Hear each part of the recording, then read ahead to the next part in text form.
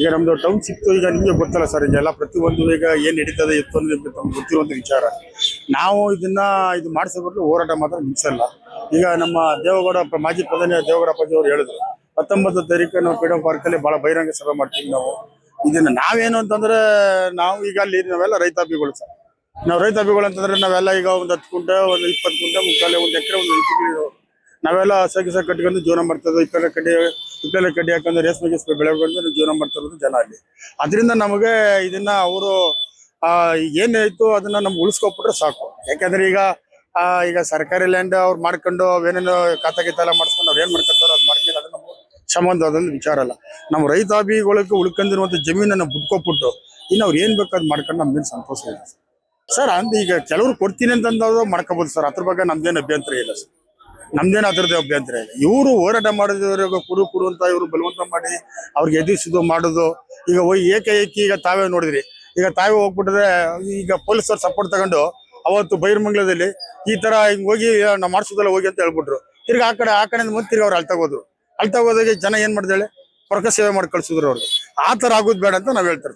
ಈಗ ಅವ್ರ ಪಾರ್ಟಿ ಅವಲ್ಲಿ ಇರ್ಬೋದು, ಇನ್ನೊಂದು ಬೇರೆ ಇರ್ಬೋದು, ಅವ್ರು ತಗೊಂಡು ಅವ್ರು ಮಾಡ್ಕೊಂಡು ನಮ್ದೇನು ಅಭ್ಯಂತರ ಏನು ಇಲ್ಲ ಮಾಡ್ಬೋದು. ಆದ್ರೆ ನಮ್ಮ ರೈತಾಪಿಗಳ್ದ ಜಮೀನವ್ರು ಹೊಡ್ಕೊಂಡು ಮಾಡ್ಕೊಳ್ಳೋದು, ಈಗ 3 ಕೋಟಿ 2 ಕೋಟಿ ಕೊಡ್ತೀನಿ 3 ಕೋಟಿ ಕೊಡ್ತೀನಿ ಅದು ಯಾವ್ದೇ ಕಾರಣಕ್ಕೂ ಅದು ನಡೆಯುವಂತ ಕಾರಣ ಅಲ್ಲ ಈಗ ತಮಿಳುನಾಡು ಬೇರೆ ನೀರು ಬಿಡಬೇಕು ಅಂತೆಲ್ಲ ಯೋಚನೆ ಸರ್. ಈಗ ತಾವೇ ಹೇಳ್ತಾ ಇದೀರಿ ಸರ್.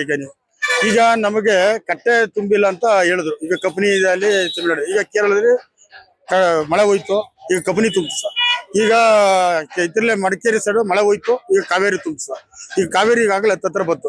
ಈಗ ನಮ್ಮ ಕಬಿನಿಲಿ ಅಲ್ಲಿ ನಾಲೆಗಳಿಗೆ ಕೊಂಚ ನೀರು ಕೊಟ್ಟಿಲ್ಲ, ಇಲ್ಲ ಕಾವೇರಿಲಿ ನಾಲೆಗಳಿಗೆ ಕೊಂಚ ನೀರು ಕೊಟ್ಟಿಲ್ಲ. ಈಗ ಓಟ್ರಿಪ್ ಇವರು ಮೇಕೆದಾಟನ್ನ ನಾವು ಇದು ಮಾಡ್ತೀವಿ ಅಂತ ಇದೇ ಡಿ ಕೆ ಶಿವಕುಮಾರ್ ಸಾಹೇಬರು ಇವರೆಲ್ಲ ಹೋರಾಟ ಮಾಡಿ ಮೇಕೆದಾಟನ್ನ ಇದು ಮಾಡ್ತೀನಿ ಅಂತ ಮಾಡಿದ್ರು. ಈಗ 3 ವರ್ಷ ಆಯ್ತಾ ಬರ್ತಲ್ಲ ಸರ್. ಏನ್ ಮೇಕೆದಾಟ ಒಂದು ಪೂಜೆನೂ ಚೇಂಜ್ ಮಾಡಿಲ್ವಲ್ಲ ಸರ್. ಇನ್ನು 1.5 ವರ್ಷಕ್ಕೆ ಇವ್ರು ಮಾಡ್ತಾನೆ ಅಂತ ನಾವು ಯಾವ ಗ್ಯಾರಂಟಿ ಹೇಳ್ಮೆ ಸರ್ ನಾವು. ಆಮೇಲೆ ಈಗ ಕಬಿನಿ ಇದ್ ಮಾಡಿದ್ರು, ಈಗ ಆಗ್ಲೇ ನಾಲೆಗಳು ನೀರು ಕೊಡಿದ್ರೆ ತಮಿಳ್ನಾಡು ನೀರು ಕೊಟ್ಟರು. ಈಗ ಕಾವೇರಿಗೆ ನೀರು ಕೊಡ್ತಾ ಇದ್ರೆ ತಮಿಳ್ನಾಡು ನೀರು ಕೊಡ್ತಾವ್ರ ಸರ್. ಇವ್ರು ಇಷ್ಟು TMC ನೀರು ಕೊಡ್ಬೇಕಂತ TMC ನೀರು ಕೊಡ್ಕೊತಾವ್ರೆ. ಈಗ ನಮ್ಮ ರೈತಾಪಿಗಳಿಗೆ ಎಲ್ಲಿ ನೀರು ಕೊಟ್ರು ನಾಲೆಗಳಕ್ಕೆ ಅವರು? ಇಲ್ಲಿವರೆಗೂ ನೀರೇ ಕೊಟ್ಟಿಲ್ವಲ್ಲ ಅವರು. ಇನ್ನೇನು ನಾವು ರೈತಾಪಿಗಳು ಇನ್ನೇನ್ ಮಾಡೋದು? ಈಗಾಗಲೇ ಇನ್ನು 2 ತಿಂಗಳು 1 ತಿಂಗಳು ಹೋದ್ರೆ ನಮ್ದು ಅದು ಆಗೋದಿಲ್ಲ ಸರ್. ಇವತ್ತು ನೋಡಿ, ನೀವೇ ನೋಡಿ, ಇವತ್ತು ಆಗ್ಲೇ ಬೇಸಿಗೆ ಸ್ಟಾರ್ಟ್ ಆಯ್ತು. ಏನ್ ನೀರು ಕೊಡ್ತಾರೆ ಅವ್ರು ಹೇಳಿ ಸರ್? ಸರ್, ಈಗ ಕಾಂಗ್ರೆಸ್ ಗ್ಯಾರಂಟಿ ಯೋಜನೆ ಎಲ್ಲ ಸಿಗ್ತಾ ಇದೆ ನಿಮಗೆ ಸರ್? ಅದು ನಮಗ್ ಗೊತ್ತಿಲ್ಲ ಸರ್.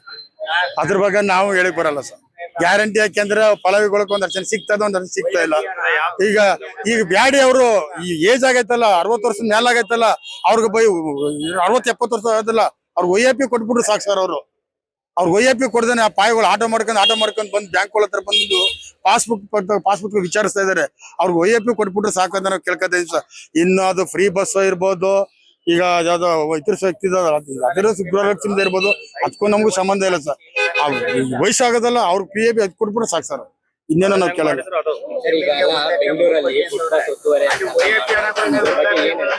ಸರ್. ಫುಟ್ಪಾತ್ ಒತ್ತುವರಿ ಬೇಕಾರದ ಮಾಡಿದ್ರೆ ನಮಗೂ ಸಂತೋಷ.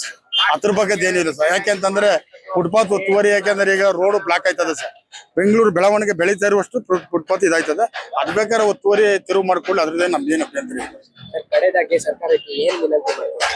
ಸರ್. ಕಡೆದಾಗಿ ನಾವು ಸರ್ಕಾರಕ್ಕೆ ಏನ್ ವಿನಂತಿ ಮಾಡ್ಕೋತೀವಿ ಅಂತಂದ್ರೆ, ಈಗ ಟೌನ್ ಆಯ್ತಲ್ಲ ಸರ್, ಅದನ್ನ ದಯವಿಟ್ಟು ಅದೊಂದು ವಿಚಾರಕ್ಕೆ ತಲೆ ಹಾಕ್ಬಿಡಿ ಅಂತ ನಾವು ವಿನಂತಿ ಮಾಡ್ತೀವಿ.